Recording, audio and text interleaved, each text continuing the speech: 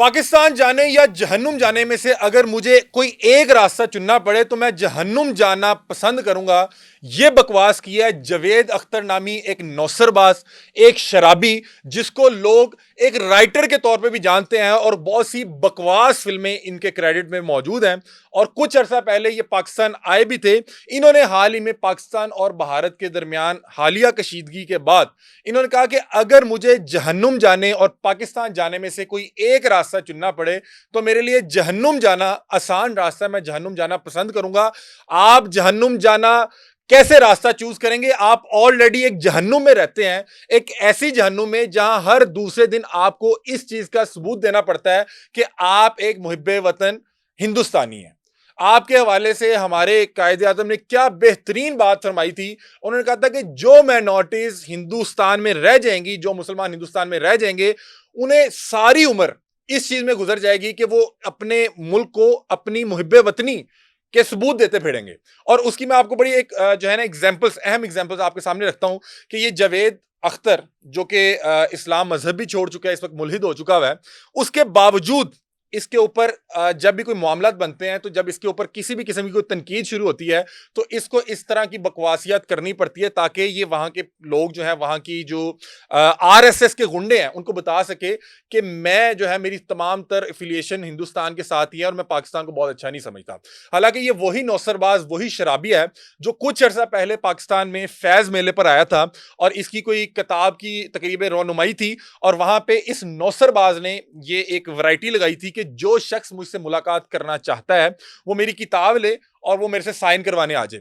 वहां पे सैकड़ों की तादाद में लोग इसको इज्जत देते हुए इससे इसकी किताब खरीद के इससे मुलाकात करने के घर से जाते थे और ये वहां पे जो है एक आध दस्तखत वगैरह करते था और यहाँ पे इसको इतनी इज्जत और इतनी मोहब्बत दी। लेकिन वो कहते हैं ना कि कुत्ते को खीर हजम नहीं होती, तो जनाब को भी इज्जत हजम नहीं हुई। और इनके हवाले से मैं कहना चाहूंगा कि ये अगर दोबारा कभी भी पाकिस्तान आना चाहें तो इनका वेलकम, जो पाकिस्तान का तवील कामत शख्स है, 8-9 फुट उसका हाइट है, तो उसका जो जूता है, उसका जो छितर है, वो भी उसका साइज बड़ा होगा। मतलब कि मैं अगर 6 फीट हाइट है तो मेरे जूते का साइज जो है तकरीबन 1 फीट के करीब है। तो जिसका कद 9 फुट है उसका जूता भी को 1.5-2 फुट का होगा। उससे छितर लेके वाघा पर जब जो आए तो इसका बाकायदा तौर पे उस लंबे छितर के साथ जो है ना इसका वेलकम किया जाए, क्योंकि इसको खीर हजम नहीं होती और इसको इज्जत हजम नहीं हुई। और अब अगर ये दोबारा आता है अपनी को नौसरबाजी लगाने या अपनी को किताब बेचने या अपना लोकल इंटेलेक्चुअल लेवल जो है अवाम के सामने रखने, तो इसको जो है पहले इसको अच्छी तरह लितरॉल करके पहले छितरों के साथ इसका जो है इस्तकबाल करें, फिर उसके बाद अगर इसको आप इजाजत दें तो फिर ये यहाँ पे पाकिस्तान आ सके। जैसे कि मैंने आपको पहले हवाला दिया कि कायदे आज़म ने हिंदुस्तान में मौजूद माइनॉरिटीज़ के हवाले से एक प्रेडिक्शन की थी कि यहाँ पे मौजूद जितनी भी माइनॉरिटीज़ होंगी उनको सारी उम्र इस चीज़ में गुजर जाएगी कि हम अपने मुल्क के साथ मुखलिस हैं। उसके सबूत में आप ये देख लें कि ये जावेद अख्तर मजहब छोड़ने के बावजूद भी इसको इस हवाले से जब भी कोई कशीदगी होगी आप इसकी कोई ना कोई कंट्रोवर्शियल स्टेटमेंट जरूर सुनेंगे। उसके अलावा एक और पाकिस्तान ने एक बेगैरती कहूंगा उसको यहाँ पे प्लेटफॉर्म प्रोवाइड किए, उसको यहाँ पे इज्जत मिली, जहाँ से सारा फेम और सारा पैसा इकट्ठा करके जब वो हिंदुस्तान गया, वहाँ की नेशनलिटी ली। मुझे तो अब उस बेगैरत का नाम भी नहीं याद, हम उसको बेगैरत के नाम से यहाँ पे याद रखते हैं। मोटा सा था, गेंडा सा, और उसको भी आप देखेंगे जब भी कोई इस तरह की हालात कशीदा होंगे तो अपनी उनसे एफिलिएशन शो करवाने के लिए, ये बताने के लिए कि नहीं नहीं नहीं अब मेरे दिल में पाकिस्तान के हवाले से कुछ नहीं है, उसको कोई ना कोई बकवास करनी पड़ती है। हालांकि इस तरह की कोई भी बकवास या इस तरह का कोई भी नफरत अंगेज कोई भी स्टेटमेंट आप किसी और, अजय देवगन की आप इस तरह की स्टेटमेंट नहीं देखेंगे, आप इस तरह की स्टेटमेंट सलमान खान की तरफ से नहीं देखेंगे।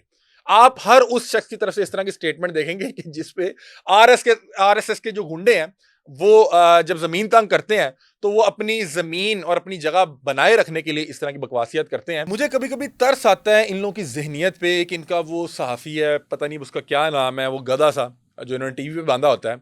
हम लोगों ने तो गधे के लिए बाकायदा तौर पे तबेले रखे हुए हैं, इन्होंने टीवी की स्क्रीन रखी हुई है, स्टूडियोज रखे हुए हैं जहाँ पे अपने गधे बांधते हैं। उसका भी नाम मुझे अब जेन से निकला हुआ है, अर्नाब करके शायद उसका नाम है।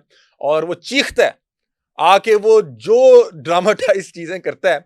और मुझे कभी कभी हैरानगी होती है कि ये लोग इन्होंने टीवी पे बैठाए हुए हैं, वो आमिर खान जो वहां के बॉलीवुड के एक्टर हैं उन पे इस बुनियाद पे तनकीद कर रहा था कि आमिर खान की जो फिल्म 2021 में रिलीज हुई उसकी रिकॉर्डिंग्स उससे 1-2 साल पहले हुई होंगी, उसमें वो तुर्की में जब रिकॉर्डिंग कर रहे थे तो वहां पे तैयब उर्दगान के साथ उनकी कोई तस्वीर थी।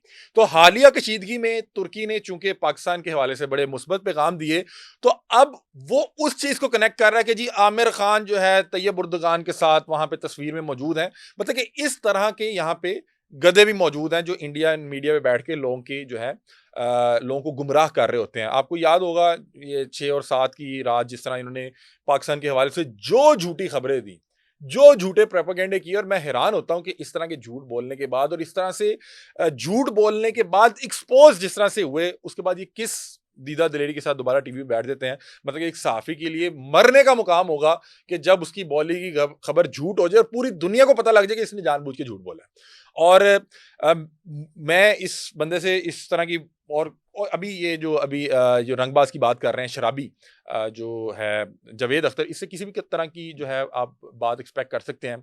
और इसने हालांकि ये तमाम चीज़ें ये करने के बावजूद भी ये आरएसएस की नज़र में अपनी जो है मुहिब वतनी साबित नहीं कर पाता, और दोबारा इसको जब जरूरत पड़ेगी इस तरह के उल्टे सीधे बयान देगा।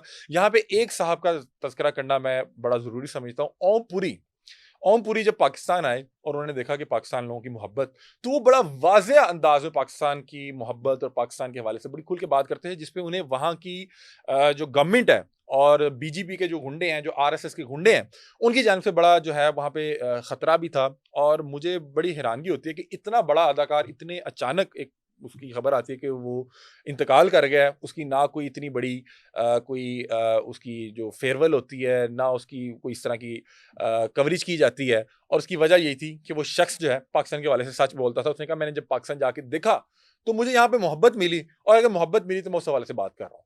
बाकी इस वक्त वहाँ पे एक यूट्यूबर है खातून, उनको भी गिरफ्तार कर लिया गया है। पता लगा कि वो साल पहले पाकिस्तान जो आई थी, यहाँ पे विजिट करके गई थी।